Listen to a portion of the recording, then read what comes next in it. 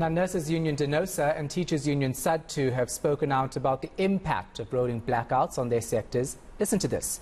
Denosa says some members are being forced to perform childbirth procedures using their cell phone torches. I can't even begin to imagine. Sadtu says some pupils are going hungry when power outages interfere with feeding schemes, and that is the reality of what these cuts are doing to everyone's lives. Lindokuhle Xulu has the story. Load shedding might have been reduced to stage 3, but some sectors remain steadfast in calling for more from government to find permanent solutions to the country's power issues. One of these sectors is the Education Union Sadtu, who says power outages get in the way of pupils' basic needs, such as preparing feeding scheme meals and even getting water at schools.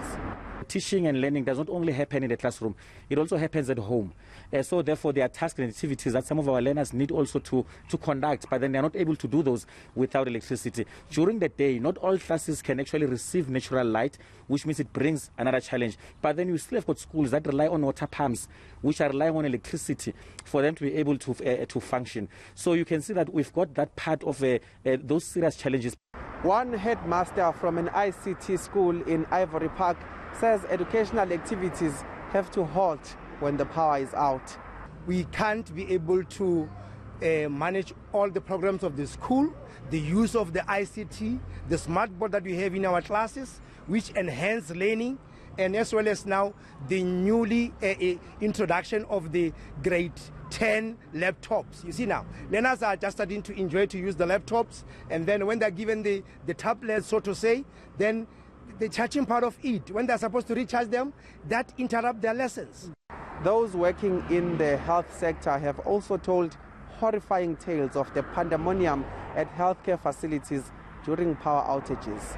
What is often disturbing to us is to see nurses having to improvise over a matter that we do not think, as I mentioned, we shouldn't even be in at the stage that we're in, where they will have to use their cell phones to oversee the birth of a newborn simply because there are no lights.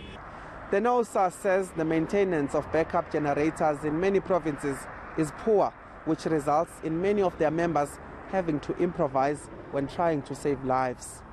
The Western Cape reports zero incidents mostly, because they say every Friday in the morning they test their generators and they refuel when there's a need to. Many institutions in other provinces like Gauteng, especially in the Sedibeng district, where many healthcare institutions are also hit the hardest by this, it's because of poor maintenance of our generators and also no money to buy diesel, for instance. Eskom says all required maintenance to generate enough power without load shedding is expected to conclude on Monday. Lindokuhle Xulu, Johannesburg.